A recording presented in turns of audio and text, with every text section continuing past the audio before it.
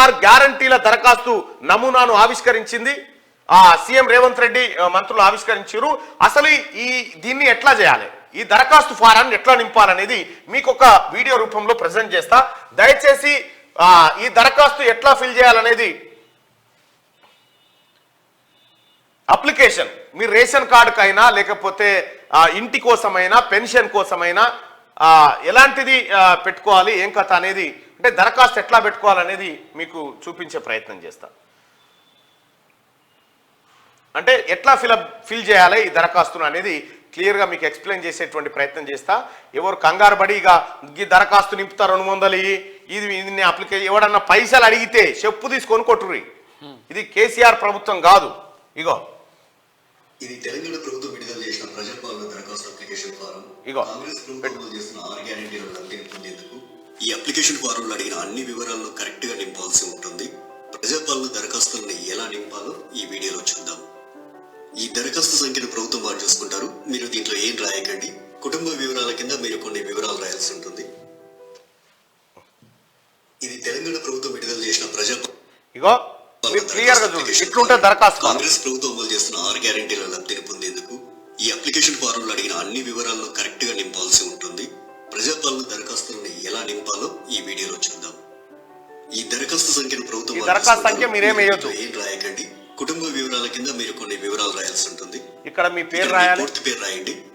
ఇక్కడ ఇంటి యజమాని స్త్రీ అయితే స్త్రీ అని టిక్ చేయండి, పురుషుడైతే పురుషుడి దగ్గర టిక్ చేయండి, ఇతరులైతే ఇతరుల దగ్గర టిక్ చేయండి. మీరు ఏ సామాజిక వర్గానికి చెందినవారో ఇక్కడ టిక్ చేయండి. ఎస్సీ అయితే ఎస్సీ దగ్గర, ఎస్టీ అయితే ఎస్టీ దగ్గర, బీసీ అయితే బీసీ దగ్గర, మైనార్టీ అయితే మైనార్టీ దగ్గర టిక్ చేయండి.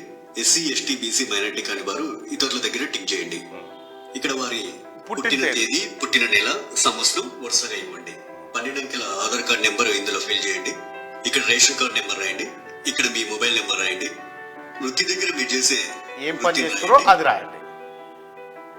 ఇక్కడ మీ కుటుంబ సభ్యుల పేర్లు, వారి వివరాలు తెలపాలి. ఇక్కడ పేరు, అతను గాని ఆమె గాని మీకేమవుతారో, తల్లి అయితే తల్లి అని, భార్య అయితే భార్య అని, కొడుకు అయితే కొడుకు అని, కూతురు అయితే కూతురు అని నింపండి. వారు స్త్రీ అయితే స్త్రీ అని, మగవారైతే పురుషుడని. ఇక్కడ వారి పుట్టిన తేదీ, పుట్టిన నెల, సంవత్సరం వరుసగా ఇవ్వండి. ఇక్కడ వారి ఆధార్ కార్డ్ నెంబర్ రాయండి.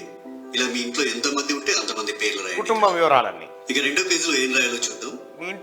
దగ్గర మీ చిరునామా రాయండి. ఆధార్ కార్డు లో ఉన్నట్లు మీ ఇంటి నెంబర్ రాయండి. మీ గ్రామం లేదా మున్సిపాలిటీకి రాయండి. ఇక్కడ మీ వార్డ్ నెంబర్ రాయండి. ఇక్కడ మీ మండలం పేరు, తర్వాత మీ జిల్లా పేరు ఇక్కడ రాయండి. ఇప్పుడు అభయస్థం గ్యారెంటీల సెక్షన్ కొందాం. గ్యారెంటీల పథకం లబ్ధి పొందేందుకు మీరు ఏం చేయాలి, ఏ వివరాలు ఇక్కడ రాయాల్సి ఉంటుంది అనేది చూద్దాం.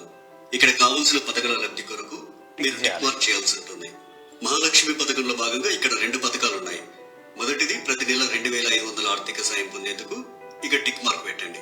ఇక రెండోది 500 రూపాయలకు గ్యాస్ సిలిండర్ పొందేందుకు ఇక్కడ టిక్ మార్క్ పెట్టండి. 500 రూపాయలకు గ్యాస్ సిలిండర్ కి సంబంధించి మీరు కొన్ని వివరాలు నింపాల్సి ఉంటుంది. మొదట ఇక్కడ మీ గ్యాస్ కనెక్షన్ నెంబర్ రాయండి. ఇక్కడేమో మీకు గ్యాస్ సరఫరా చేస్తున్న కంపెనీ పేరు రాయండి. మీరు సంవత్సరానికి ఎన్ని గ్యాస్ సిలిండర్లు వాడతారో ఆ సంఖ్యని ఇక్కడ రాయండి.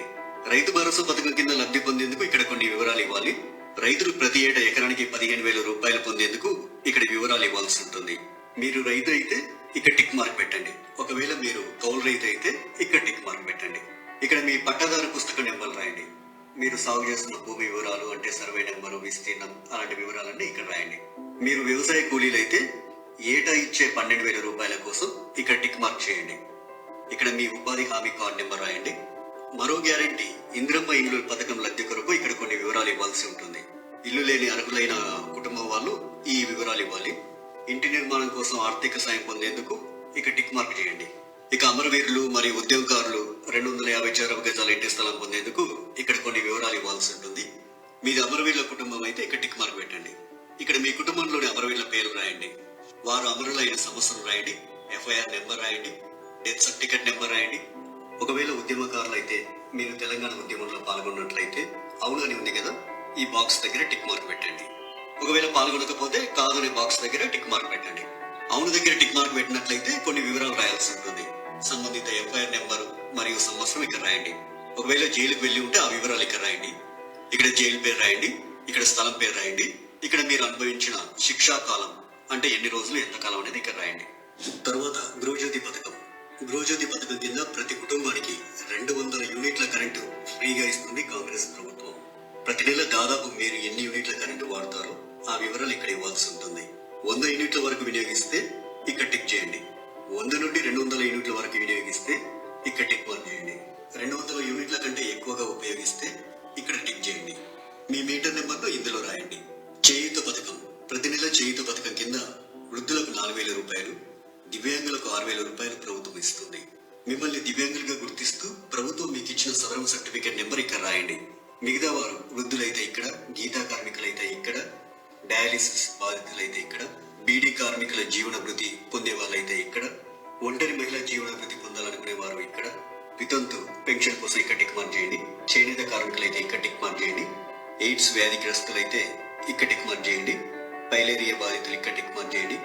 బీడీ టేకేదర్ జీవన భృతి వాళ్ళు ఇక్కడ టిక్ మార్క్ చేయండి. ఈ అప్లికేషన్ ఫామ్ కు మీ ఆధార్ కార్డ్ జిరాక్స్, తెల్ల రేషన్ కార్డ్ జిరాక్స్ కాపీని జత చేయాల్సి ఉంటుంది. ఇక్కడ మీ సంతకం, ఇక్కడ మీరు అప్లికేషన్ ఇచ్చిన తేదీ రాయండి. మీ ఊర్లో ప్రజాపాలన సదస్సులు పెట్టినప్పుడు ఈ అప్లికేషన్ ఫామ్ తీసుకెళ్లి వారికి ఇవ్వాలి. ఇక చివరిగా ప్రజాపాలన దరఖాస్తు రసీదు ఉంటుంది.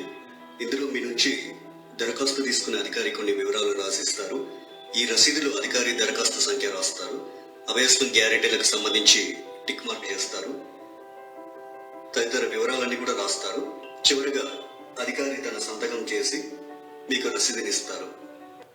రైట్, ఇగో ఇది ఈ విధంగా మీరు దరఖాస్తులు సమర్పించవచ్చు, దరఖాస్తులు నింపొచ్చు. ఇది ఈ రోజు నుంచి ప్రారంభమైతా ఉంది. జనవరి 6 వరకు గ్రామ స్థాయిలో తీసుకుంటారు. జనవరి 6 తర్వాత మీరు అప్లికేషన్లు ఎంఆర్ఓ కానీ ఎండిఓ కానీ ఇవ్వచ్చు. అది ఆగిపోయేది కాదు, ఎప్పటికి ఇచ్చి జనవరి 6 తారీఖు ఏంటంటే ఊర్లలోకే వస్తారు అన్నట్టు, మన దగ్గరికి వస్తారు, మన దగ్గరకు వచ్చి చెప్పడం కోసం.